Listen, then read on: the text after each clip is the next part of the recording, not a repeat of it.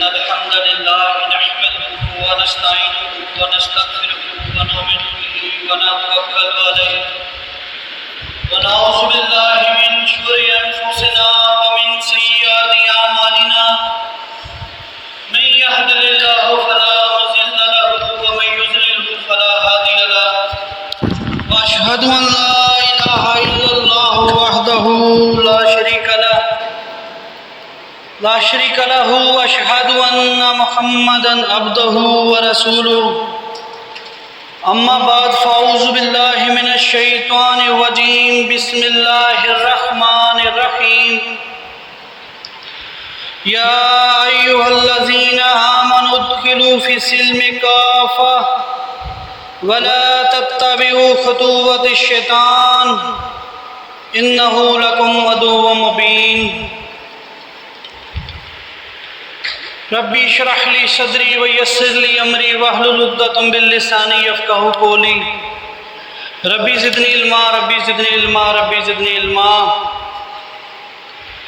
تمام تر تعریفیں اللہ رب العزت کے لیے ہیں جو مالک کائنات خالق ارض و سما ہے، کہ جس نے اس دنیا کے اندر بے شمار نعمتیں عطا کی، بے شمار مختلف رنگوں کے پھول بنائے اور مختلف ذائقوں کے پھل پیدا کیے۔ یہ ساری نعمتیں صرف اس انسان کے لیے تھی جس کو اللہ تعالیٰ نے اشرف المخلوقات بنایا۔ جب آدم علیہ السلام کی تخلیق کی تو اللہ تبارک و تعالیٰ نے تمام فرشتوں سے کہا کہ تم آدم علیہ السلام کے لیے سجدہ کرو، تو تمام فرشتوں نے سجدہ کیا الا ابلیس، مگر شیطان نے سجدہ نہیں کیا، اور یہ کہا کہ اس کو آپ نے مٹی سے بنایا ہے اور مجھے آگ سے بنایا ہے، میں اس سے بہتر ہوں، یہ اشرف نہیں ہے، اس لیے میں اس کے آگے سجدہ نہیں کروں گا۔ اس نے نافرمانی کی اللہ تعالیٰ کی، تو اللہ تعالیٰ نے کہا کہ جا تو آج سے مردود ہے، تیرا ٹھکانہ جہنم ہے۔ تو پھر شیطان نے آگے اللہ تعالیٰ سے یہ بات کہی کہ اے اللہ تو مجھے مہلت دے قیامت تک کے لیے، تاکہ میں تیرے انسانوں کو بھٹکا سکوں، اسے گمراہی کی طرف لے جا سکوں اور یہ ثابت کر سکوں کہ یہ مخلوق جو ہے وہ صحیح نہیں ہے، یہ میرے راستے پہ چلے گی، میرے اتباع کرے گی، میرے پیچھے پیچھے چلے گی، اور جو میرے پیچھے چلے گا وہ جہنم میں لے کے جائیں گے۔ تو اللہ تبارک و تعالیٰ نے فرمایا کہ ٹھیک ہے، تجھے قیامت تک کے لیے مہلت دی جاتی ہے، مگر وہ لوگ جو مومن ہوں گے وہ تیرے راستے پر نہیں چلیں گے، وہ تیری پیروی نہیں کریں گے، وہ اللہ تبارک و تعالیٰ کے احکامات کی پیروی کریں گے۔ اے شیطان تیرے حکموں کے پیچھے نہیں چلیں گے، یہ مومنوں کی صفات ہوگی۔ تو شیطان انسان کا سب سے بڑا دشمن ہے۔ دنیا کے اندر انسان کے بہت سارے دشمن ہوتے ہیں، کوئی انسان کی مال کا دشمن ہوتا ہے، کوئی انسان کی عزت کا دشمن ہوتا ہے، کوئی انسان کی اقتدار کا دشمن ہوتا ہے، کوئی شہرت کا دشمن ہوتا ہے، اور کوئی انسان کی جان کا دشمن ہوتا ہے۔ اگر انسان کا مال چلا جاتا ہے تو کوئی پرواہ نہیں ہے، وہ دوبارہ آ سکتا ہے۔ اگر انسان کی شہرت چلی جاتی ہے تو کوئی پرواہ نہیں ہے، شہرت بھی دوبارہ حاصل کی جا سکتی ہے، اسی طرح اقتدار حاصل کیا جا سکتا ہے، اور اسی طرح اگر انسان کی جان بھی چلا جائے تو کوئی معاملے بڑی بات نہیں ہے۔ لیکن اگر کوئی انسان یا کوئی مخلوق آپ کو جہنم میں لے کے چلی جائے تو اس سے بڑا دشمن آپ کا کوئی نہیں ہو سکتا۔ تو شیطان آپ کا وہ دشمن ہے جو آپ کو جہنم کی طرف لے کے جانا والا ہے، جو آپ کو آگ کی طرف لے کے جانے والا ہے، اور یہ آپ کا کھلم کھلا دشمن ہے۔ یعنی جتنے بھی مذاہب دنیا کے اندر پائے جاتے ہیں سب شیطان کو برا ہی کہتے ہیں کہ یہ جو ہے یہ بھٹکاتا ہے، یہ انسان کو گمراہ کرتا ہے، یہ انسان کو برائی کی طرف لے کے جاتا ہے۔ تو تمام لوگوں نے شیطان کو کھلا دشمن جانا اور کہا کہ یہ واقعی ہمارا بہت بڑا دشمن ہے، کیونکہ دنیا میں کھوئی ہوئی چیز تو حاصل کر سکتے ہیں، لیکن اگر انسان جہنم میں چلا گیا، جہنم کی آگ کے اندر چلا گیا اور شیطان کی پیروی کرتے ہوئے، تو اس سے بڑا نقصان انسان کو کوئی نہیں ہو سکتا۔ تو لہٰذا یہ ایسا بڑا دشمن ہے کہ جس کی مثال اور کوئی نہیں ملتی، اور یہ دشمن ہمارا اتنا خطرناک ہے کہ اللہ تبارک و تعالیٰ سورۃ الاعراف کے اندر آیت نمبر 27 میں فرماتے ہیں کہ یہ وہ دشمن ہے کہ یہ اور اس کا قبیلہ تم کو دیکھتے ہیں مگر تم اس کو نہیں دیکھتے۔ دیکھو ایسا بڑا دشمن ہے کہ وہ ہم کو تو دیکھ رہا ہے لیکن ہماری آنکھوں سے اوجھل ہے۔ اگر کوئی دشمن ہمارے سامنے آتا ہے تو ہم اس سے بچنے کی کوشش کرتے ہیں، اس سے کنارہ کشی کرنے کی کوشش کرتے ہیں کہ تاکہ ہماری جان، ہماری عزت، ہمارا مال محفوظ رہے۔ لیکن یہ ایسا بڑا دشمن ہے انسان کا جو اس کو آگ کی طرف بھی لے کے جا رہا ہے اور دوسرا نظر بھی نہیں آ رہا، اتنا بڑا دشمن ہے۔ لیکن پھر اللہ تعالیٰ کیا فرماتے ہیں سورہ نحل کے اندر آیت نمبر 99 کہ ایمان والوں پر اس کا کوئی زور نہیں چلتا، لیکن جو اللہ پر ایمان لے آتا ہے، اللہ کی پیروی کرتا ہے، اللہ تعالیٰ کے احکامات پر چلتا ہے، اس پر شیطان کا کوئی زور نہیں چلتا۔ تو اسی لیے یہ آیت جو میں نے آپ کے سامنے تلاوت کی سورہ بقرہ کی آیت نمبر 208، یا ایھا الذین آمنو، اے لوگو جو ایمان لے آئے ہو، ایمان کا دعویٰ رکھنے والے ہو، ادخلوا فی السلم کافہ، اسلام کے اندر پورے کے پورے داخل ہو جاؤ، آپ کا ہر عمل، آپ کا ہر قول اسلام کے تحت ہو۔ جو دین الہی اللہ تبارک و تعالیٰ نے اس انسانیت کی فلاح کے لیے بھیجا ہے، پیغمبر محمد ربی صلی اللہ علیہ وآلہ وسلم کے ذریعے، اس دین اسلام کے اوپر چل کر اپنی زندگیوں کو بہتر بناؤ۔ آپ جانتے ہیں اسلام کا مطلب امن ہے، یعنی یہ امن کا دین ہے۔ یہ وہ دین ہے جو انسان کو امن سکھاتا ہے، یہ وہ دین ہے جو انسان کو جینا سکھاتا ہے، انسانیت سکھاتا ہے۔ اسلام کے اندر کوئی بھی ایسا عمل آپ نہیں ثابت کر سکتے جس سے انسان کی تکذیب ہوتی ہو یا اس سے بے انصافی ہوتی ہو۔ انسان کے بہتری کے لیے اللہ تعالیٰ نے جتنے بھی قواعد و ضوابط تھے، چاہے وہ میاں بیوی کے حقوق تھے، چاہے وہ اولاد اور ماں باپ کے حقوق تھے، چاہے وہ رشتہ داروں کے حقوق تھے، چاہے وہ ہمسایوں کے حقوق تھے، چاہے وہ مال کمانا تھا، تجارت کرنی تھی، چاہے وہ معاشی معاشرتی کسی بھی طرح کے معاملات تھے، ان سب میں اگر ہماری کوئی رہنمائی کرتا ہے وہ دین اسلام ہے۔ جو لوگ دین اسلام سے ہٹ کر کوئی کام کرتے ہیں اس کا نتیجہ آپ نے دیکھا ہے کہ وہ لوگ اس عمل کی وجہ سے برباد ہو گئے، اس عمل کی وجہ سے دنیا کے اندر بھی خوار ہوئے اور قیامت والے دن کے اندر بھی وہ ظالم کہلائیں گے۔ جیسے دیکھیں اسلام کے اندر ہے کہ اگر تمہارے ماں باپ بڑھاپے کی حالت میں پہنچ جائیں تو تمہیں چاہیے کہ انہیں اف تک نہ کہو، ان کی عزت کرو، انہیں اف تک نہ کہو، ان کا تمام حکم مانو۔ ہاں اگر وہ تمہیں شرک کرنے پر مجبور کرے تو تم نے شرک نہیں کرنا، اس کے علاوہ جو دنیاوی ان کی خواہشات ہیں آپ وہ پوری کریں، ان کے آگے ان کی حکم عدولی نہ کریں۔ لیکن آپ نے دیکھا ہے کہ ویسٹرن کنٹری کے اندر جن لوگوں نے ماں باپ کی تکذیب کی ہے، جن لوگوں نے اولڈ ایج کا کنسپٹ پیدا کیا ہے کہ یہ بوڑھوں کا گھر ہے، ان کے معاشرے کے اندر کیا بگاڑ آیا۔ ان کے بچے جب بڑے ہوتے ہیں تو اپنے بزرگوں کو کہاں چھوڑاتے ہیں؟ اولڈ ایج ہوم میں چھوڑاتے ہیں۔ جب ان کے والدین کو اپنی اولاد کی اشد ضرورت تھی، جب انہیں ضرورت تھی کہ ہمیں بیماری کے تحت ہماری اولاد ہماری دیکھ بھال کرے، ہمیں مشکل کے وقت ہماری دوائی لا کے دے سکے، میں نے پانی پینا ہے، میں چل نہیں سکتا، مجھے پانی پلا سکے، جتنی بھی حاجات غرض کے اگر کسی بزرگ کو ہوتی ہیں، وہ جب وہ پوری کرنے کا وقت آیا کہ انسان نے اسے اٹھا کر کیا کیا؟ اولڈ ایج میں داخل کر دیا۔ تو اسلام کیا کہتا ہے کہ نہیں، آپ نے اولڈ ایج نہیں بنانے، کیا کرنا ہے؟ ان کی خدمت کرنی ہے۔ اس حد تک خدمت کرنی ہے کہ آپ نے ان کو جھڑکنا تک نہیں ہے۔ اگر آپ کو لگے کہ یہ بات صحیح نہیں ہے، نقصان والی ہے، تو آپ نے پھر بھی اف تک نہیں کہنا انہیں۔ اگر سمجھانے کی کوشش کریں، سمجھیں تو ٹھیک ہے، ادروائز آپ جو ہے انہی کا کہنا مانو، ان کی حکم عدولی نہ کرو۔ تو جو لوگ یہ نہیں کرتے، آپ نے ان کا معاشرہ دیکھ لیا ہے۔ اسی طرح آپ کو معلوم ہے کہ اسلام کے اندر کہا گیا ہے کہ جب کسی عورت کو طلاق ہو جاتی ہے تو اسے چاہیے کہ 3 ماہ تک جو ہے وہ عدت پوری کرے، کیونکہ اس عدت کے دوران اگر کوئی حمل ٹھہر گیا ہے، کوئی انسان کی پیدائش ہونے والی ہے تو وہ ظاہر ہو جائے، اور اگر ایسا ہوتا ہے تو اس کی عدت بڑھا کر 9 ماہ کر دی گئی ہے کہ 9 مہینے تک وہ کیا کرے، عدت پوری کرے، اور جو اس اولاد کا وارث ہے تاکہ اس تک وہ اولاد جو ہے وہ پہنچ جائے، اس کو پتہ ہو یہ میری اولاد ہے۔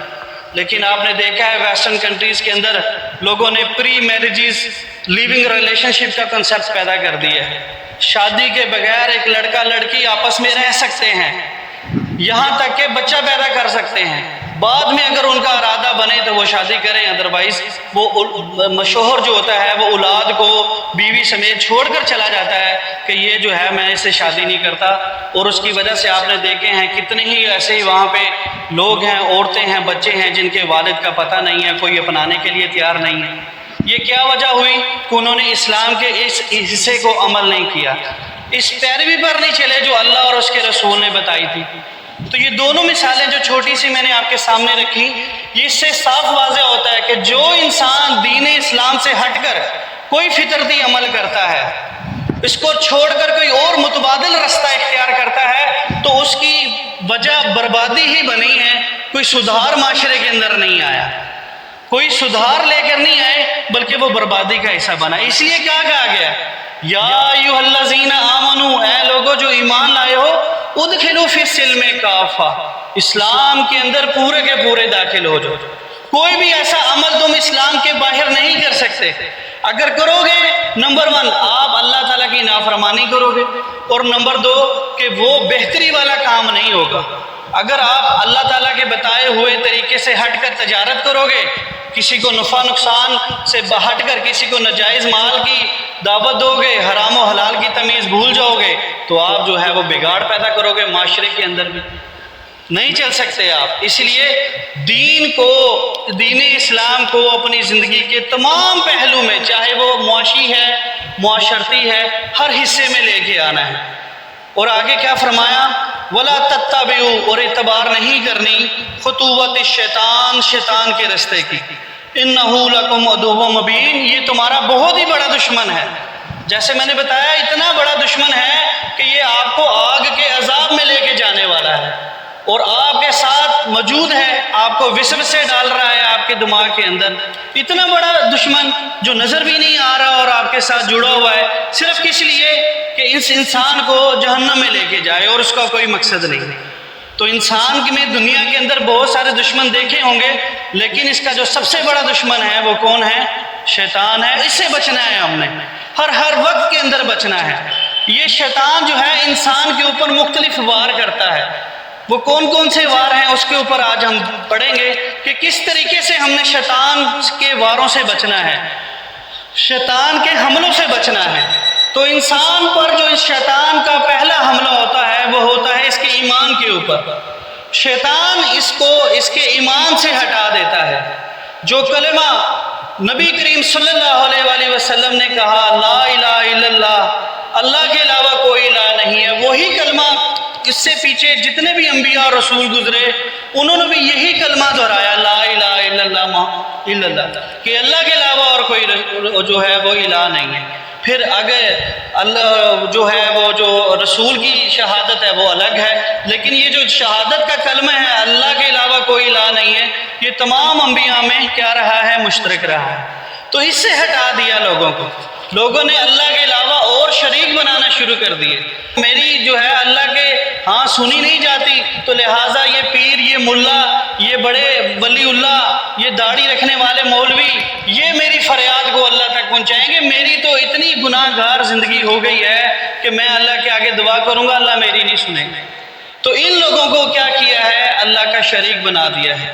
اور جب کوئی انسان اللہ کا شریک بنا دیتا ہے، اللہ سے ہٹ کر کسی کے آگے فریاد کرنا شروع کر دیتا ہے، اللہ سے ہٹ کر کسی کو اپنا رازق بنا لیتا ہے، کسی کو اپنی بگڑی ہوئی بنانے والا بنا لیتا ہے، اپنی مجبوری، اپنی مصیبت میں اللہ کو چھوڑ کر کسی اور کے در کے اندر چلا جاتا ہے، اس کے ہاں سجدے کرتا ہے اور اسے گڑ گڑا کر اپنی فریاد پوری کرنے کی درخواست کرتا ہے، تو یہی وہ شرک ہے جس کے لیے اللہ تعالیٰ نے فرمایا ہے حرم اللہ علیہ الجنہ، کہ ہم نے حرام کر دی ہے جنت اس شخص کے اوپر جو یہ عمل کرے گا۔ اور دوسری جگہ فرمایا لا یغفر، اللہ ہرگز بخشش نہیں کرے گا ایسے انسان کی جس نے اللہ کے ساتھ شریک ٹھہرا ہے۔ تو اگر انسان اپنے ایمان کے اندر شرک کر لیتا ہے تو وہ جہنمی ہو جائے گا۔ اس کے بعد وہ اگر نمازیں پڑھتا رہے، زکاتیں دیتا رہے، حج و عمرے کرتا رہے، لیکن اپنی مشرکانہ حرکتوں سے باز نہ آئے تو وہ جہنمی ہے۔ اللہ تعالیٰ فرماتے ہیں اس کے اعمال کو آگ لگا کر خاک بنا کے اڑا دیا جائے گا، اس کا نامہ اعمال تولا بھی نہیں جائے گا، یہ تو پکا پکا کافر ہے، پکا پکا جہنمی ہے۔ تو شیطان کا سب سے بڑا وار جو انسان کے اوپر ہوتا ہے وہ اس کے اعمال کے اوپر ہوتا ہے، اس کے ایمان کے اوپر ہوتا ہے کہ یہ اللہ تعالیٰ کی وحدانیت کو چھوڑ کر مشرکانہ عقیدہ اپنا لا۔ تو ہم نے اس وار سے بچنا ہے۔ اگر ہم نے مشرکانہ عقیدے اپنا لیے تو یقیناً ہم جہنمی ہو جائیں گے۔ شیطان کا جو وار ہے، جو حملہ ہے، وہ کامیاب ہو جائے گا اور وہ اپنے ساتھ جہنم میں لے جانے والا۔ اور دوسرا جو حملہ ہوتا ہے شیطان کا انسان کے اوپر، وہ شک اور وسوسہ ڈالنا ہوتا ہے کہ انسان کے دماغ میں شک آ جاتا ہے، سوچتا ہے کہ یار یہ کام میں نے کیا ہے کہ نہیں کیا۔ جیسے وضو ہے، بعض اوقات انسان وضو بنا رہا ہوتا ہے اور سوچتا ہے یار میرا شاید وضو ہوا نہیں ہے، وہ بار بار وضو کرتا ہے، حالانکہ حدیث کے مطابق آپ ہر وضو کو 3 دفعہ دھو سکتے ہیں، اس سے زیادہ نہیں، ممانعت ہے۔ تو لیکن کیا ہے، انسان سوچ رہا ہے شاید میرا وضو ہو ہی نہیں رہا، شک پیدا کر دیا نا۔ اسی طرح آپ لوگ جانتے ہیں جب آپ نماز پڑھتے ہیں تو دماغ کے اندر مختلف وسوسے آتے ہیں، اور یہاں تک کہ انسان کے دل کے اندر شک پیدا ہو جاتا ہے کہ میں نے 3 رکعتیں پڑھی ہیں یا 4 رکعتیں پڑھی ہیں، وہ بھول جاتا ہے۔ تو پھر اللہ کے رسول نے کیا فرمایا؟ اللہ کے رسول نے فرمایا کہ جب تمہیں یہ شک پیدا ہو جائے کہ تم نے 3 رکعتیں پڑھی ہیں یا 4 رکعتیں پڑھی ہیں، تو سب سے پہلے شک کو رفع کرو، یقین کو قائم کرو کہ میں نے 3 رکعتیں پڑھی ہیں۔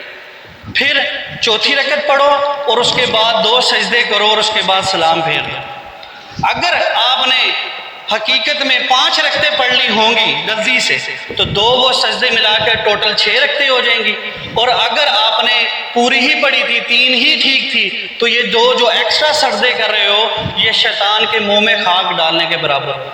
یہ نبی صلی اللہ علیہ وسلم نے فرمایا۔ ہم نماز میں ایسا ہی کرتے ہیں، اگر بھول جائیں تو ایکسٹرا 2 سجدے کر لیتے ہیں۔ تو یہ طریقہ ہے شک کو دماغ میں نہیں لانا۔ اسی طریقے سے انسان سوچتا ہے یار پتہ نہیں میری مغفرت ہوگی یا نہیں ہوگی، پتہ نہیں میں اتنا گناہ گار ہوں، اللہ تعالیٰ مجھے معاف کرے گا کہ نہیں کرے گا، اس لیے تو وہ کسی اوروں کے در پر جاتا ہے، آپ میرے لیے دعا کریں جی، آپ بڑے پہنچی کرنے والے ہیں، میری تو اللہ سنے گا نہیں، تمہاری اللہ ٹالے گا نہیں۔ تو شک پیدا نہیں کرنا۔ اللہ تعالیٰ فرماتا ہے کہ اگر انسان سچے دل سے توبہ کر لے تو میں اس کے سیئات کو مٹا دیتا ہوں، ختم کر دیتا ہوں، اور اس کے نامہ اعمال کو بدل دیتا ہوں نیکیوں کے ساتھ۔ بعض لوگ علماء اس کی تشریح کرتے ہیں گناہوں کو بدل کر نیکیاں لکھ دیتا ہوں، اور کچھ علماء نے کیا ہے کہ گناہوں کو بدلنا نہیں ہے بلکہ گناہوں کا ختم کر دینا ہے۔ جب نامہ اعمال میں پہلے گناہ ہی گناہ تھے، لیکن اللہ نے کیا کیا، توبہ کرنے کی وجہ سے اس کے گناہ معاف کر دیے۔ اب وہ نامہ اعمال جو پہلے گناہوں کی فہرست بیان کر رہا تھا، اب اس کے اندر نیکیاں بچی ہیں، تو وہ بدل گئے ہیں، وہ پورا نامہ اعمال بدل گیا ہے۔ اس لیے شک پیدا ہونے نہیں دینا۔ اللہ تعالیٰ فرماتا ہے لا تقنطوا من رحمت اللہ، اللہ تعالیٰ کی رحمت سے نا امید نہیں ہونا۔ آپ نے کبھی یہ نہیں سوچنا کہ میں جنت میں نہیں جاؤں گا، نہیں، آپ نے سوچنا ہے امید رکھو گے تو اللہ تعالیٰ دیں گے، اور اس کے لیے اچھے اعمال کرنے۔ کبھی بھی یہ نہیں کہنا کہ میں بخشا نہیں جاؤں گا، میرے پاس وہ نہیں ہے، نہیں، آپ توبہ کریں۔ اللہ فرماتے ہیں زمین و آسمان کے برابر بھی اگر تمہارے گناہ ہیں تو میں اس کو بخشنے پر اور نیکیاں دینے پر قادر ہوں۔ تو یہ چیز اپنے دلوں میں کے اندر کیا کرنا ہے، شک پیدا نہیں ہونے دینا۔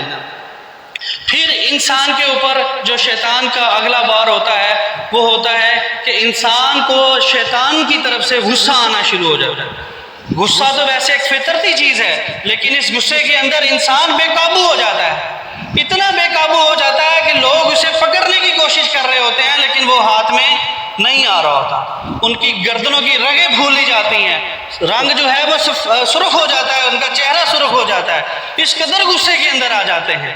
اور یہ اس قدر غصہ کس کی طرف سے ہے؟ शैतान की तरफ से है। इसीलिए आप जानते हैं ये गुस्से का शिकार, ये गुस्से से होने वाली तबाही क्या है कि इंसान अगर किसी का कत्ल करता है तो गुस्से की हालत में करता है, अगर वो तलाक देता है तो गुस्से की हालत में देता है, अगर अपने रिश्तेदारों से ताल्लुकात तोड़ता है तो गुस्से की हालत में तोड़ता है, अगर किसी को बदवा देता है तो गुस्से की हालत में देता है। और यहाँ तक कि बाज़ औक़ात ऐसा अमल कर जाता है जो ज़िंदगी भर पछतावा बनता है कि यार काश मैं ये अमल ना किया, काश ये मुझसे ना हुआ होता, ये गलती सरजद मुझसे ना हुई होती, ज़िंदगी भर पछताता रहता है कि मैंने ये गुस्से में हालत कर ली।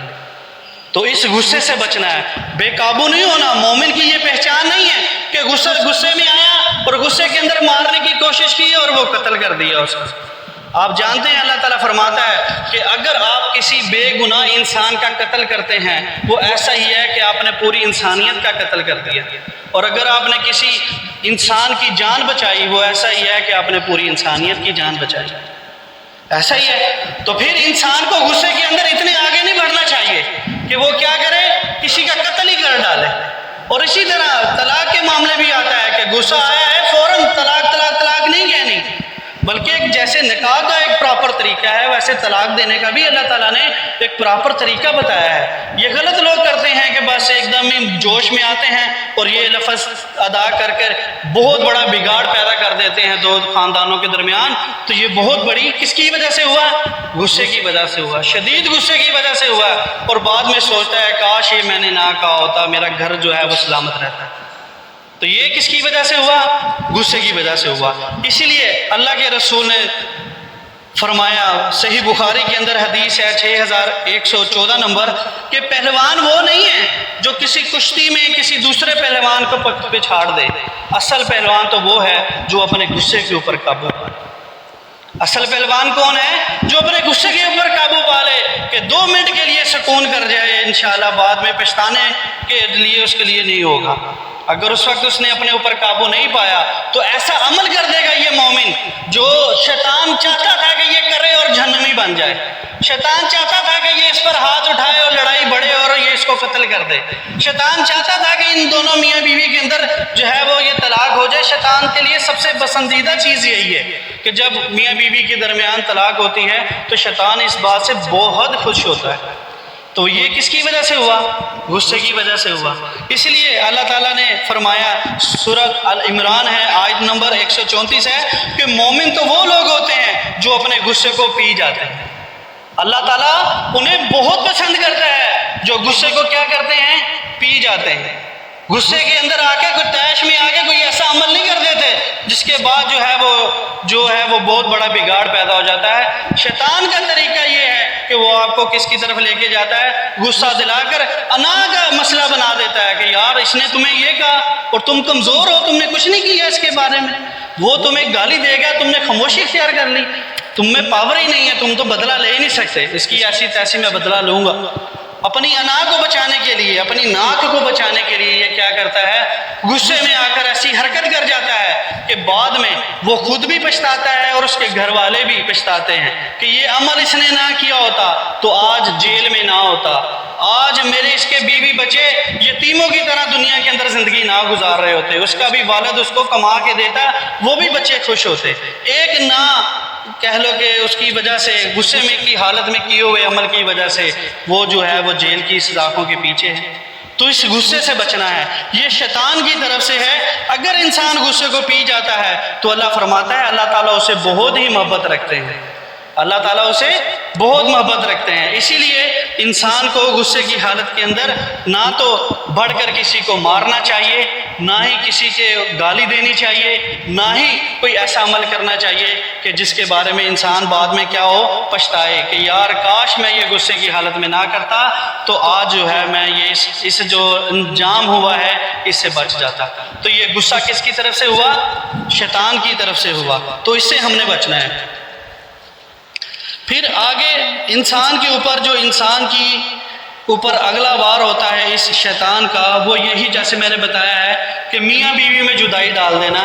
इंसान जब شیطان جو ہے وہ اپنے قبیلے کے اندر اب بیٹھا ہوتا ہے، یہ صحیح مسلم کی حدیث ہے، تو تمام لوگ تمام اس کے قبیلے یعنی مختلف شیطان آ کر اپنی رپورٹ دیتے ہیں کہ میں نے یہ کام کیا، میں نے یہ کام کیا، میں نے یہ کام کیا ہے، وہ سب کی سنتا رہتا ہے۔ پھر ایک شیطان اس کے پاس آ کے کہتا ہے کہ میں نے آج میاں بیوی کے درمیان جدائی ڈال دی ہے۔ تو شیطان کیا کرتا ہے، اس سے کہتا ہے تو میرے قریب آ، آج یقیناً تو نے بہت اچھا کام کیا ہے، اور پھر اس کو گلے سے لگا دیتا ہے۔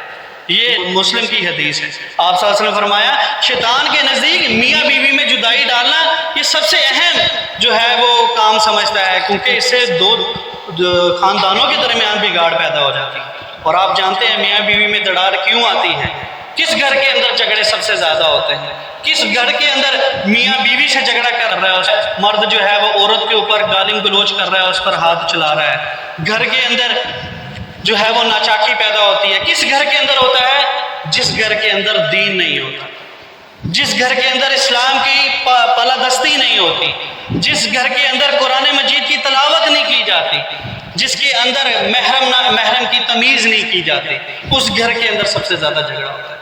اگر میاں بیوی روزانہ 5 وقت کی نماز پڑھتے ہیں، قرآن مجید کی تلاوت کرتے ہیں، مرد بیٹھ کر اپنے اہل و عیال کو بتاتا ہے کہ یہ اللہ تعالیٰ کا قرآن ہے، یہ اس کے اندر احکامات آئے ہیں، ہم نے اس کے اوپر چلنا ہے، یہ ہمارے پیارے نبی کریم صلی اللہ علیہ وسلم کی کیا تھی، زندگی تھی، اس طرح انہوں نے اپنی زندگی گزاری۔ جب وہ بات کرے گا، جب گھر کے اندر دین داخل ہوگا تو یہ جھگڑے کہاں ہو جائیں گے، دور ہو جائیں گے۔ تو اگر ہم نے یہ چاہنا ہے کہ شیطان کا یہ حملہ بھی ناکارہ بنا دیں تو کیا کرنا ہوگا، مومنوں کو گھروں کے اندر دین جو ہے وہ نافذ کرنا ہوگا، مومنوں کو گھروں کے اندر قرآن کھول کر پڑھ کے سنانا ہوگا۔ آج کیا ہو رہا ہے، ماں باپ کٹھے بیٹھے ہیں، بچے کٹھے بیٹھے ہیں اور فحاشی کے گانے چل رہے ہیں، ٹیلی ویژن کے اندر فلمیں دیکھی جا رہی ہیں، ڈرامے دیکھے جا رہے ہیں، انہی کو دیکھ کر ہماری عورتیں جو ہیں وہ اپنا ذہن بناتی ہیں، اسی کے مطابق پھر جھگڑے ہوتے ہیں اور بات آگے تک پھیلتی ہے۔ لیکن جس گھر کے اندر یہ ٹیلی ویژن نہیں ہوگا، یاد رکھیں یہ بہت بڑا فتنہ ہے۔ ہمیں تو لگتا ہے کہ یہ بہت عام سی چیز ہے، کیا ہوا ٹیلی ویژن ہے، خبریں بھی تو سنتے ہیں، آج کل یہ خبریں بھی جو ہے یہ صحیح نہیں ہے۔ یہ جو مختلف طریقے سے ڈراموں میں لوگوں کا، ہمارے بچوں کا ذہن بنایا جا رہا ہے، یہ کیا وجہ ہے، یہ انہی چیزوں کی وجہ سے تو ہوا ہے۔ آج معاشرے کے اندر آپ دیکھ رہے ہیں یہ بگاڑ، یہ جو ہمارے یورپین ممالک ہیں یہ یہی تو چاہتے ہیں کہ ہمارے ڈراموں فسانوں کے ذریعے ان لوگوں میں بے راہروی پیدا کر دیں، انہیں دین اسلام سے دور کر دیں، ان کو یہ لگے کہ مرد اور عورت کا اکٹھا بیٹھنا کوئی بری بات نہیں ہے، ان کے ساتھ فون پہ بات کرنا کوئی بری بات نہیں ہے، ان کے ساتھ بیٹھ کر ایک محفل میں کھانا کھانا کوئی بری بات نہیں ہے۔ جبکہ آپ کو پتہ ہے قرآن مجید میں اللہ تعالیٰ کا بھی ارشاد ہے، عورتوں کے لیے تو پردے کا حکم دیا گیا ہے، ان کے لیے تو محرم نامحرم کی تمیز کی گئی ہے کہ یہ تمہارا محرم ہے، اس کے سامنے تم جا سکتے ہو، اور یہ وہ محرم وہ ہے تمہارا غیر محرم ہے، اس کے سامنے آپ نہیں جا سکتے۔ یہ محرم نامحرم کی تمیز ختم ہوئی ہے، جس کا نتیجہ کیا نکلا ہے کہ آج جو ہے وہ معاشرے میں برائی پھیلی جا رہی ہے، فحاشی اور عریانی کلچر عام ہو گیا ہے، آج طلاقوں کی شرح جو ہے وہ بہت بڑھ گئی ہے۔ یہی وجہ ہے کہ ہم نے دین سے دوری اختیار کر لی، کہنا چھوڑ دیا، اولادوں کو کہنا چھوڑ دیا ہے، بیوی بچوں کو سمجھانا چھوڑ دیا ہے، والدین نے اپنے بچوں کو نہیں کہتے کہ یار یہ بری کام ہے، دین تمہارا یہ کہتا ہے۔ تو ہم نے اس سے بچنا ہے۔ یہ بھی شیطان کا بہت بڑا انسان کے اوپر وار ہے کہ وہ تعلقات کو کیا کرتا ہے، ختم کر دیتا ہے، بگاڑ پیدا کر دیتا ہے۔ اگر یہ ہم شیطان کے پیچھے چلیں گے تو اللہ تعالیٰ فرماتا ہے یہ تو تمہارا کھلا دشمن ہے، اس سے بڑا دشمن دنیا کے اندر اور کوئی نہیں ہے تمہارا جو تمہیں آگ کے عذاب کی طرف لے کے جائے گا۔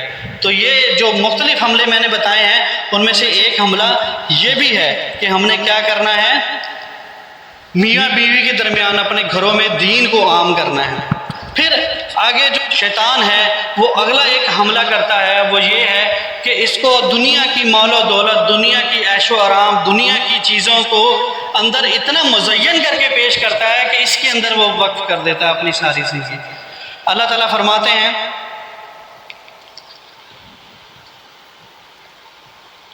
سورت نمبر 15 ہے، آیات نمبر 39 ہے کہ یہ شیطان تمہیں دنیا کو مزین کر کے دکھاتا ہے۔ شیطان کیا کرتا ہے، دنیا کو مزین کر کے دکھاتا ہے کہ یار کیا خوبصورت کار ہے، واہ بھی واہ ایسی ہونی چاہیے، کیا خوبصورت گھر ہے، ایسا میرا بھی ہونا چاہیے. یہ چیزیں مزین کر کے دکھاتا ہے. اور انسان اس مال کو حاصل کرنے کے لیے جائز ناجائز، حرام نہ حرام، سب چیزیں بھول جاتا ہے. وہ کہتا ہے بس یہ اکٹھا ہو جائے، میری فلاں ضرورت پوری ہو جائے، میری فلاں ضرورت پوری ہو جائے.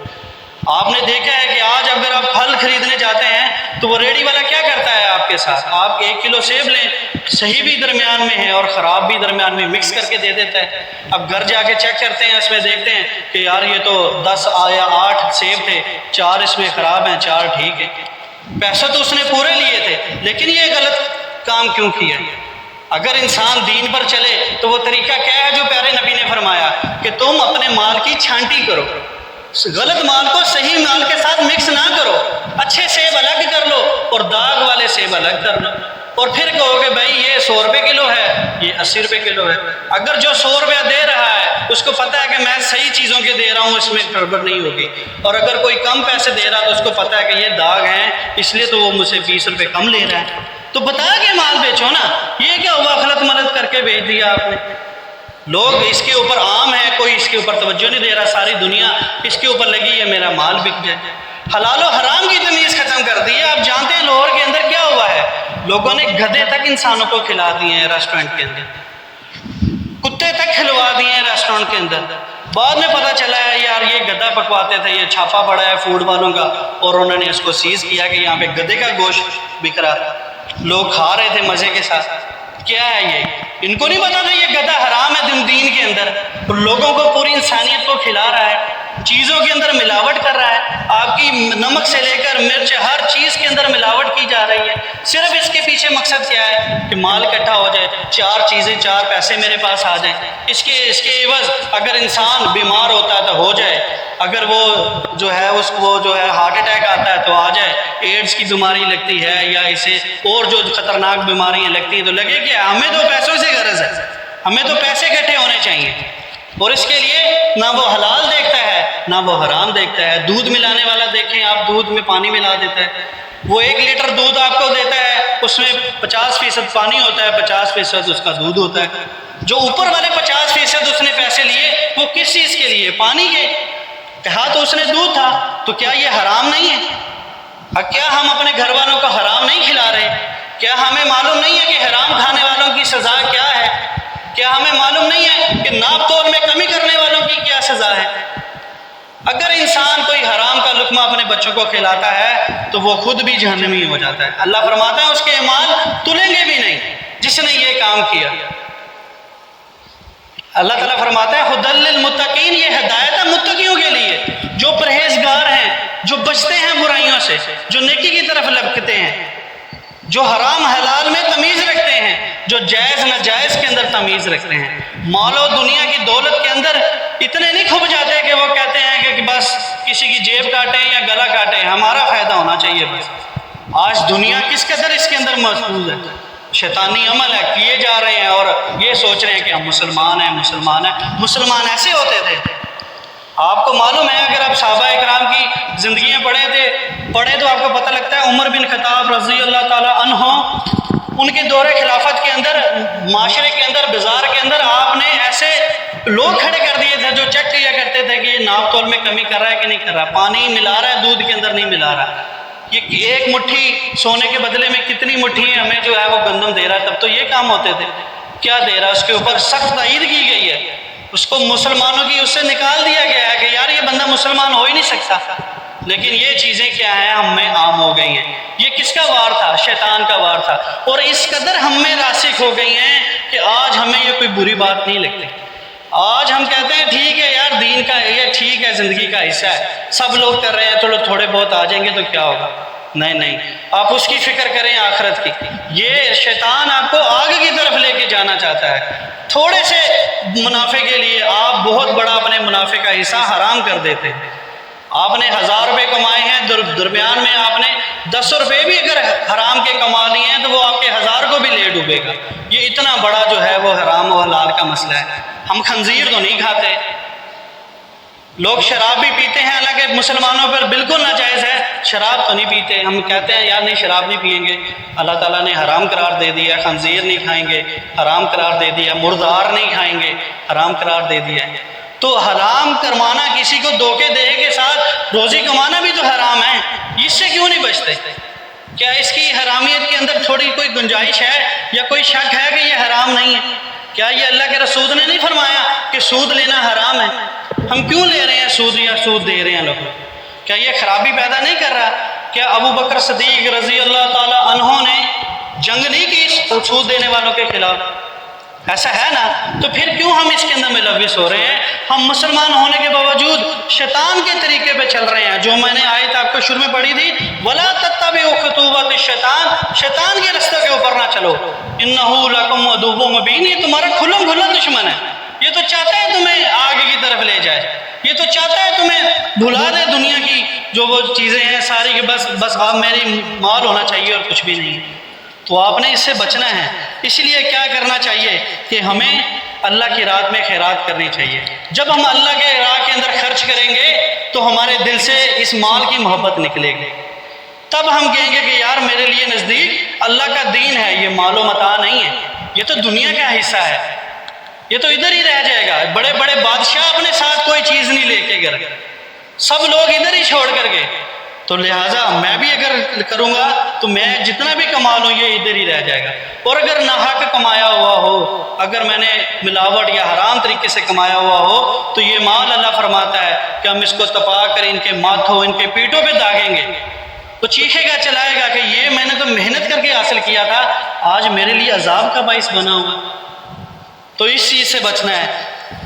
اور اسی کے متعلق اللہ تعالیٰ سورۃ توبہ سورۃ نمبر 9 آیت نمبر 24 میں فرماتے ہیں، اگر تم زیادہ محبوب رکھتے ہو اپنے اباؤں کو، اپنے باپ دادوں کو، وہ ابناؤکم اور اپنی اولاد کو، وہ اخوانکم اپنے بھائیوں کو، وہ ازواجکم اور اپنی بیویوں کو، وہ عشیراتکم اور اپنے خاندان کو، اور اس مال کو جو تم نے محنت کے ساتھ اکٹھا کیا ہے، اور اس تجارت کو جس کے بارے میں تم ڈرتے ہو کہ کمی نہ آ جائے، اور اس مکان کو جو تم نے بہت ہی عمدہ طریقے سے بنائے ہوئے ہیں۔ یہ 8 چیزوں کا اللہ تعالیٰ نے ذکر کیا ہے۔ یہ 8 چیزیں اگر زیادہ محبوب ہیں کس سے؟ اللہ سے، اللہ کے رسول سے، اور اس کے ہاں جہاد فی سبیل اللہ کرنے سے۔ اگر یہ سب چیزیں زیادہ محبوب ہیں، آپ نے چھوڑ دی ہے اللہ کی محبت، آپ نے چھوڑ دی ہے رسول کی محبت، آپ نے چھوڑ دیا ہے اللہ کے ہاں جہاد کرنے ہوئے، تو جاؤ پھر انتظار کرو اللہ تعالیٰ کے عذاب کا، اور اللہ تعالیٰ ایسے فاسقوں کو کبھی ہدایت نہیں دے۔ آج دنیا اس کے اندر مشغول ہے، سوچ و فکر ہی نہیں ہے، ہم کرتے جا رہے ہیں۔ اس لیے اس مال کو اللہ کی راہ کے اندر خرچ کرنا ہے، اللہ کے ہاں لگانا ہے، تبھی تو کیا ہوگی، ہماری بخشش ہوگی۔ اور آپ جانتے ہیں ایک شاعر نے کہا ہے، کیا کیا دنیا سے صاحب اموال گئے، کیا کیا دنیا سے صاحب اموال گئے، دولت نہ گئی ساتھ نہ اطفال گئے، لحد تک پہنچا تو آئے سبھی لوگ، ہمراہ اگر گئے تو اعمال گئے۔ اگر انسان کے ہمراہ اگر کوئی چیز جاتی ہے تو وہ صرف اس کے اعمال ہیں، اس کے علاوہ کوئی چیز دنیا کے اندر ایسی نہیں ہے۔ کفن میں جیبیں نہیں ہوتی، خالی ہاتھ دفناتے ہیں ہم، کوئی چیز ساتھ نہیں لے کے جاتا، یہ دنیا کا مال دنیا میں رہ جاتا ہے۔ اسی لیے ایک اور حدیث ہے، حضرت انس رضی اللہ تعالیٰ عنہ اس کو روایت کرتے ہیں کہ اگر تم صبح میں ہو نا تو شام کا انتظار نہ کرو، اور اگر شام میں ہو تو صبح کا انتظار نہ کرو، کیا پتہ یہ شام آنی ہے کہ نہیں آنی۔ بہت سے مشرکین اس لیے اسلام قبول نہ کر سکے کہ وہ یہ سوچتے رہ گئے کہ اچھا پہلے اور تحقیق کر لیں پھر اسلام قبول کریں گے، پہلے اور تھوڑا سا جان لیں تو اسلام قبول کریں گے، یہی سوچتے رہے اور ان کی موت آ گئی۔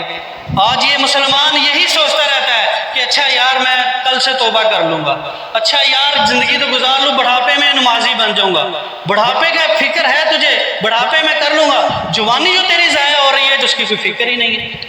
کیا تجھے معلوم ہے تُونے بڑھاپے تک پہنچنا بھی ہے یا نہیں پہنچنا؟ کسی کو معلوم ہے، کسی کو نہیں معلوم، لیکن کیا ہے اس غفلت کے اندر جو ہے وہ زندگی گزار رہے ہیں۔ اور چھوٹی سی اور مثال تھوڑی سی بتا دوں میں، اگلا جو شیطان کا حملہ ہوتا ہے وہ یہی ہوتا ہے، غفلت اور سستی میں مبتلا کر دیتا ہے مومنوں کو۔ مومن غفلت میں نہیں پڑتے، مومن سستی کے اندر نہیں آتے، وہ تو اللہ کے دین کے لیے، اللہ کو حق پہچانے کے لیے ہمہ وقت ہمہ تن ہمہ جہد تیار رہتے ہیں کہ بس ہمیں حکم ہو اور ہم یہ کام کریں، وہ سوئے نہیں پڑے رہتے۔ آج جو ہماری دین کے اندر کمزوری ہے، آج جو دین کو سیکھنے کے لیے ہم پیچھے پیچھے رہتے ہیں، اس میں ایک وجہ یہ ہماری غفلت اور سستی ہے۔ سستی دکھاتے ہیں نماز کے لیے، اچھا چلے جائیں گے یار، چلے جائیں گے، ابھی بڑا ٹائم پڑا ہے۔ آپ جانتے ہیں کہ ہمارے ہر دروس کے اندر، ہر جمعے کے اندر یہ اعلان کیا جاتا ہے کہ تمام ساتھی جمعے پڑھنے کے لیے ٹائم پہ پہنچیں۔ 1:45 جمعہ ہوتا ہے، شروع ہوتا ہے خطبہ اس کا، 1:30 بجے ہم جو ہے تقریباً 1:35 پر ہم جماعت کرتے ہیں، تو ٹائم پہ آئیں۔ لیکن ساتھی کیا ہے، غفلت کا شکار ہیں، آہستہ آہستہ سستی کے ساتھ آتے ہیں۔ یہ کس کی طرف سے ہے؟ شیطان کا حملہ ہے کہ جا بیٹھ جا، ابھی بڑا ٹائم پڑا ہے۔ 1 بجے نہانے کے لیے جاتے ہیں، اچھا چلے جائیں گے، ابھی تو خطبہ بڑا ہو رہا ہوگا، آخر میں 2 باتیں سنیں گے اور وہ کر لیں گے۔ ہمارے اپنے ساتھی جو اس دعویٰ کرتے ہیں ہم آپ کے ساتھ ہیں، ہم آپ کے مومن ساتھی ہیں، ہم اس دین کی دعوت کو پھیلائیں گے، وہ ٹائم پہ نہیں آ رہے۔ کسی دوسرے کو کیا کہنا ہے ہمیں؟ کیا ہے دل کے اندر؟ کیا ہے؟ غفلت ہے، سستی ہے۔ اس سستی کو ختم کرنی چاہیے۔ اگر سستی ختم نہیں ہوگی تو یقیناً ہم شیطان کے طریقے پہ چل رہے ہیں اور وہی ہمیں جو ہے وہ دین سے غافل کرتا ہے۔ آپ کو معلوم ہے یہ خطبہ کتنی اہمیت کے حامل ہے؟ آپ عام روٹین کے اندر کتنے فرض نماز پڑھتے ہیں؟ ظہر کے اندر 4 فرض پڑھتے ہیں نا، لیکن جمعے کے اندر کتنے فرض پڑھتے ہیں؟ 2 فرض پڑھتے ہیں۔ یہ 2 جو فرض نہیں پڑھتے یا اس میں کمی آئی ہے، یہ کس کی وجہ سے ہے؟ کہ اس کے ساتھ خطبہ جڑا ہوا ہے۔ مومنین آ کر زیادہ خطبہ سنیں اور پھر 2 رکعت نماز جو بہ جائے گی وہ پڑھیں۔ اگر، اور یہ بھی حدیث میں ہے کہ اگر کوئی انسان کا خطبہ جمعہ نہیں ہوتا، وہ اکیلا ہے، اس نے خطبہ نہیں لیا، تو وہ ظہر کے 4 رکعت پڑھے گا۔ ایسا نہیں ہے کہ ایک بندہ اکیلا بیٹھا ہے، اس نے جمعہ بھی نہیں پڑھا اور نماز پڑھنا چاہتا ہے تو وہ 2 فرض پڑھے، نہیں، اس کو 4 کے 4 پڑھنے پڑیں گے۔ یہ جو 4 سے 2 ہوا ہے، یہ صرف خطبہ جمعے کی وجہ سے ہوا ہے، لیکن ہم وہ سننے کے لیے تیار نہیں ہیں۔ ٹائم پہ آتے ہیں، بس آواز کان میں پڑ جائے کہ بس یہ کچھ بات ہو رہی ہے، کیا پس منظر میں بات ہو رہی ہے کچھ نہیں پتہ، بس کرے جا رہے ہیں۔ اللہ تعالیٰ کے رسول صلی اللہ علیہ وسلم کی حدیث ہے کہ اگر کوئی انسان جمعہ نہیں پڑھتا نا تو اس کے دل کے اوپر ایک کالا داغ لگ جاتا ہے، پھر جب وہ نہیں پڑھتا تو پھر کالا داغ لگ جاتا ہے، حتیٰ کہ اس کا دل سیاہ ہو جاتا ہے۔ ایسا سیاہ ہو جاتا ہے کہ اس کے اوپر اللہ تعالیٰ کی توحید، اللہ تعالیٰ کے احکامات کا اثر ہی نہیں ہوتا۔ سنتا ہے، کان سے دوسرے کان سے نکال لیتا ہے، بس جیسے کسی نے کہا ہے، وہ کہتے ہیں نا گونگلوں سے مٹی جھاڑنا، وہ والا حساب ہے، وہ مٹی جھاڑ کے چلے جاتے ہیں، ان پر اثر کوئی نہیں ہوتا، دل سے سیاہ ہو گئے، خطبہ ہی نہیں سن رہے۔ یہ واضح و نصیحت تو آپ صلی اللہ علیہ وسلم کی یہ واضح و نصیحت تو تھی کہ صحابہ کرام جیسے لوگ پیدا ہوئے، یہ واضح و نصیحت تو صحیح ایسے لوگ پیدا ہوئے جنہوں نے دین کا جو ہے وہ جھنڈا اٹھایا اور کہاں تک پہنچا دیا ہے، ہر جگہ پہ اسلام کا جھنڈا پہنچایا ہے۔ یہ وہی دعوت ہے نا، اسی دعوت کے پیچھے ہمیں چلنے کا کہا گیا ہے، لیکن ہم کیا ہے، غفلت میں پڑے ہوئے ہیں، سستی میں پڑے ہوئے ہیں۔ اور بس ایک آخری آیات جو کہ بہت ہی میں کہتا ہوں اہم ہے اور خطرناک بھی ہے، اگر انسان صرف اس آیت کو سن لینا تو یقین جانو جو میں نے پوری باتیں کی ہیں کہ شیطان کے حملے سے بچنا ہے، شیطان کی پیروی نہیں کرنی اور پورے دین کے اندر اسلام کو اپنے اوپر نافذ کرنا ہے۔ وہ آیات ہے سورہ بقرہ، سورت نمبر 2 آیت نمبر 81 نمبر آیت ہے۔ اللہ تعالیٰ فرماتے ہیں، بلا من کسب سیئاتن، بے شک جس نے کوئی گناہ کیا، بے شک کسی نے جو گناہ کیا، وہ احاطت بہ خطیئاتہ، اور اس گناہ نے اس کی زندگی کا احاطہ کر لیا۔ مطلب ایک ایسا گناہ انسان کر رہا ہے کہ اس نے زندگی کا احاطہ کر چکا ہے، 24 گھنٹے کر رہا ہے، چھوڑ نہیں رہا، لگاتار کیے جا رہا ہے، جھوٹ بولے جا رہا ہے، نمازیں ترک کیے جا رہا ہے، حلال و حرام نہیں کر رہا، گناہ کے کاموں میں محفوظ ہے، گانے سنی جا رہا ہے، جتنے بھی اسلام کے اندر گناہ کے کام ہیں، کوئی ایک گناہ کی بات ہو رہی ہے، یہ سارے گناہوں کی نہیں ہو رہی۔ نہیں، گھر جا کے خود اس آیات کو پڑھ لینا، میں دوبارہ حوالہ دے رہا ہوں، سورت نمبر 2 آیت نمبر 81۔ اگر کوئی ایک ایسا گناہ جس نے انسان کی زندگی کا احاطہ کر لیا ہے، احاطہ سے مراد وہ مستقل طور پر کیے جا رہا ہے، اگر ایک بھی گناہ ایسا ہے جو اس کی زندگی کا احاطہ کر چکا ہے، فَأُولَٰئِکَ أَصْحَابُ النَّارِ، وہ آگ میں جانے والا ہوگا، ہم فیہا خالدون، ہمیشہ ہمیشہ رہے گا اس کے اندر۔ ایسا نہیں ہے کہ نکال کے باہر پھینک دیا جائے گا، کوئی ایک بھی گناہ ہم دن کے اندر کتنے گناہ کرتے ہیں، کتنا گناہ کرتے ہیں، کس کس کی بات کروں، کتنے سارے میں نے آپ کے سامنے بیان کر دیے ہیں۔ اگر ان تمام گناہوں میں کوئی ایک بھی گناہ ہماری زندگی کا احاطہ کر چکا ہے، ہم چھوڑنے کے لیے تیار نہیں ہیں، توبہ نہیں کر رہے اس کے اوپر، لگے پڑے ہیں، بس کرے جا رہے ہیں، غفلت کے اندر کرے جا رہے ہیں، تو یہ ایک بھی گناہ آپ کو جہنم میں لے جانے کے لیے کافی ہوگا۔ شیطان کا جو حملہ ہوا ہے آپ کے اوپر، وہ اس میں کامیاب ہو جائے گا، آپ اس کے ساتھ ساتھی بن کر آگ کے عذاب میں جائیں گے۔ ہم فیہا خالدون، ہم فیہا خالدون، ہم فیہا خالدون، ہمیشہ ہمیشہ رہیں گے اس کے اندر۔ آپ جانتے ہیں دنیا کے اندر انسان کتنے گزرے ہیں، کتنی عمر ہوگی ان کی، زیادہ سے زیادہ 1000 سال، 1500 سال۔ قیامت والا دن 50,000 سال کے برابر ہوگا، آپ کو پتہ ہے۔ اور جب ایک روایت میں آتا ہے کہ ایک بہت سارا وقت گزر چکا ہوگا، صدیوں کے صدیوں گزر چکی ہوں گی، اور ایک جہنمی صرف اتنی پکار کرے گا، یا اللہ میرے اس عذاب کو ہلکا کر دے، ختم نہیں کر دے، صرف ہلکا کر دے، تخفیف کر دے، تھوڑی سی کمی لے بس اس کے اندر ہے میرے مولا۔ اللہ تعالیٰ فرماتے ہیں ہم اس کو اور ڈبل بڑھا دیں گے، 2 گنا کر دیں گے۔ اس کی کھالیں اگر جل گئی ہیں تو نئی کھالیں بنا دیں گے اس کو۔ اور جب آپ جانتے ہو جب کسی چیز کو نئے سرے سے جلایا جاتا ہے تو اس کی تپش اور بھی بہت زیادہ ہوتی ہے، بہت زیادہ ہوتی ہے، جلا کے راکھ کر دے گی انسان۔ کیا میں اور آپ اس آگ کو برداشت کرنے کے قابل ہیں؟ کیا کوئی بھی انسانیت اس کو برداشت کرنے کے قابل ہے؟ اگر نہیں ہے، اگر ہم نے اس سے بچنا ہے، اگر شیطان کے رستے سے بچنا ہے، تو میرے بھائیوں ایک عمل جو ہے وہ کبھی نہ چھوڑیے گا، وہ ہے توبہ والا رستہ۔ وہ توبہ کیے جائیے گا، توبہ کر لیجئے، جب تک آنکھ کھلی ہے تب تک آپ توبہ کر سکتے ہیں، معافی مانگ سکتے ہیں، اللہ تعالیٰ کر لیا میں نے جو کر لیا، آئندہ سے نہیں کروں گا میرے مالک، معافی دے دے جو میرے پچھلے گناہ ہیں، میں آئندہ سے نہیں کروں گا۔ کسی کے اوپر ڈٹنا نہیں ہے، ڈٹنے والا شیطان تھا جس نے کہا کہ میں نہیں اس کی آدم علیہ السلام کی خاطر سجدہ نہیں کروں گا۔ جس نے نافرمانی کی، کتنی نافرمانی کی، ایک ہی نافرمانی کی نا کہ میں سجدہ نہیں کرتا، شیطان نے اس کے علاوہ تو اور کوئی ذکر نہیں آتا شیطان کا کہ اس نے کوئی اور نافرمانی کی اپنے رب کی، اس نے ایک نافرمانی کی، اللہ تعالیٰ نے مردود قرار دے دی۔ اسی طرح میرے بھائیوں اپنی زندگی کے اندر توبہ استغفار کو عام کرو، توبہ کرتے رہو، معافی مانگتے رہو اللہ تعالیٰ سے، ہر وقت اٹھتے بیٹھتے نماز میں ہر کام میں کہ یا اللہ یہ غلطی مجھ سے ہو رہی ہے، اس سے سرزد ہو گئی ہے غلطی سے، آئندہ میں نہیں کروں گا، مجھے معاف فرما، اس سے پہلے جو ہو گئی ہے اس سے معاف فرما، اور اگر کوئی نہ جانے کے اندر بھی مجھ سے ہو گئی، مجھے پتہ نہیں لگا یہ مجھ سے بھول ہو گئی ہے، اللہ تعالیٰ تو اس کو بھی درگزر کرنے والا ہے، تو اس کو بھی درگزر کر۔ تو یہ تھی اللہ تعالیٰ کی آیاتیں جو میں نے آپ کے سامنے پڑھ کے سنائی۔ اللہ تعالیٰ ہم کو دین اسلام کے اندر پورے کا پورا داخل ہونے کی توفیق عطا فرمائے اور شیطان کے رستے سے بچنے کی توفیق عطا فرمائے۔ سبحان ربک رب العزت عما یصفون والسلام علی المرسلین والحمد للہ رب العالمین۔